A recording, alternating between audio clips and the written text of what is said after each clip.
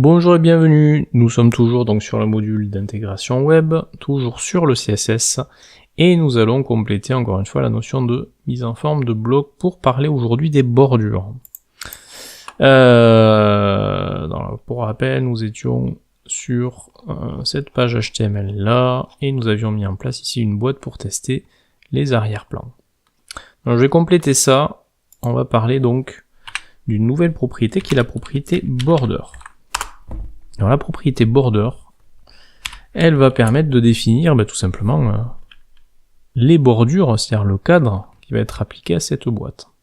Donc alors attention, avec cette propriété border, on a trois choses à préciser. D'une part, l'épaisseur de la bordure. Alors, par exemple, on va partir sur 2 pixels d'épaisseur pour la bordure qu'on va appliquer à cette boîte. Suivi ensuite d'un espace pour préciser sa couleur.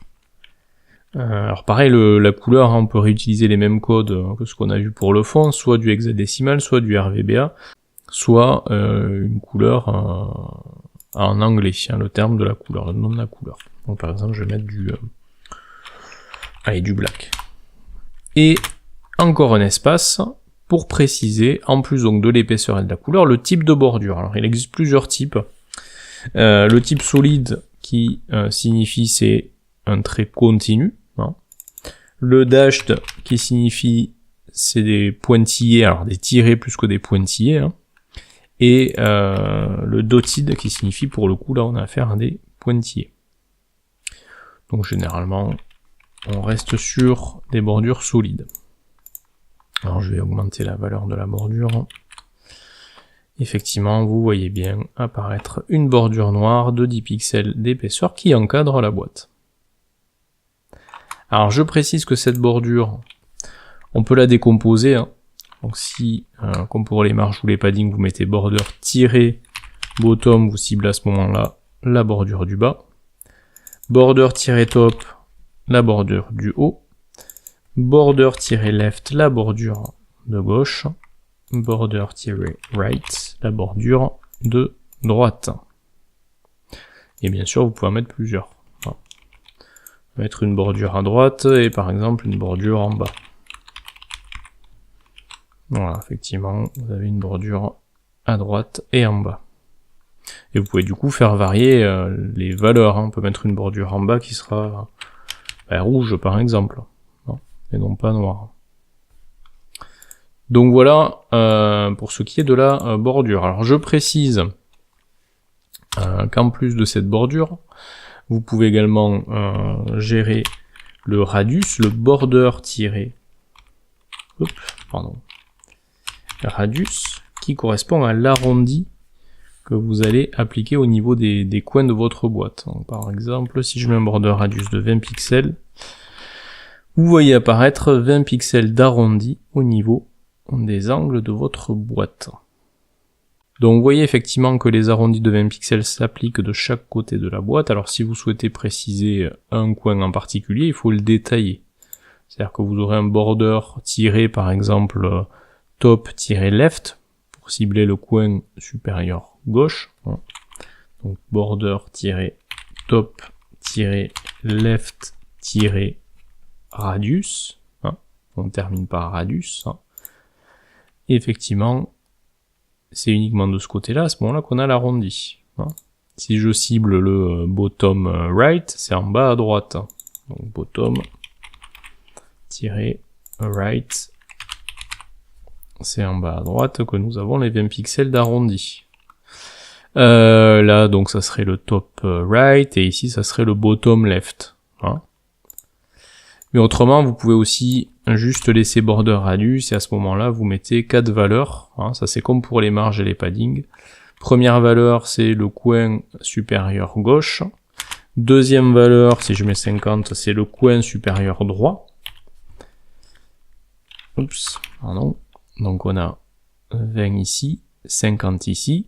Troisième valeur, par exemple, si je mets 0, ça veut dire que le coin inférieur droit à 0 pixel d'arrondi. Vous voyez, c'est vraiment dans l'ordre des aiguilles d'une montre. Et la dernière valeur, c'est pour le coin inférieur gauche. Par exemple, je vais mettre 100 pixels.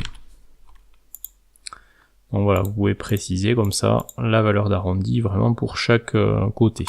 Non. Donc voilà pour ce qui est du border-radius. Alors je rajouterai à cette propriété une propriété bien sympathique qui permet d'appliquer une ombre portée à vos éléments de type bloc, à savoir le box-shadow. Donc l'ombre portée littéralement. Alors vous avez plusieurs paramètres également à appliquer à ce box shadow, hein. À savoir dans un premier temps la couleur de l'ombre. Alors pareil, la couleur elle peut s'exprimer en RVBA si vous souhaitez gérer l'alpha, comme en code hexadécimal, comme en couleur en anglais. Hein. Donc là par exemple je vais mettre une ombre noire, donc c'est-à-dire pas de rouge, pas de vert, pas de bleu. Et je vais la mettre en opacité un peu réduite, à 60% d'opacité, donc 0.6. Donc ça c'est la couleur de l'ombre. Vous insérez un espace pour passer à l'autre paramètre qui est le décalage de l'ombre par rapport à la boîte au niveau horizontal. Je vais décaler ça de 10 pixels, 10 px. Puis un autre espace, puis le décalage de l'ombre verticalement par rapport à la boîte. Allez, je vais mettre 20 px, on verra tout à l'heure ce que ça donnera. Et enfin, ce qu'on appelle la diffusion de l'ombre portée, c'est-à-dire son atténuation, si vous voulez, et sa taille quelque part aussi. On va également mettre 10 pixels. Donc voilà ce que ça donne. Si on regarde, on voit bien apparaître l'ombre portée, qui apparaît effectivement un peu grise, hein, puisqu'elle est noire en opacité réduite, qui est décalée, on le voit ici, de 10 pixels horizontalement, c'est-à-dire qu'on la voit plus de ce côté, on ne la voit que de ce côté, elle est décalée de 10 pixels. Elle est également décalée vers le bas de 20 pixels, c'est-à-dire 2 fois plus que horizontalement, et avec une diffusion de 10. Alors si je mets une diffusion de 0, ben, l'ombre elle est hyper franche, elle est plus diffuse à ce moment-là.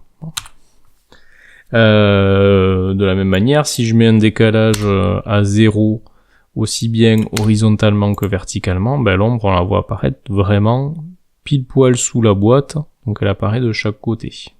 Hein. Donc voilà pour ce qui est de l'ombre portée sur les boîtes. On se retrouve très prochainement pour une nouvelle vidéo, toujours sur la notion d'intégration web.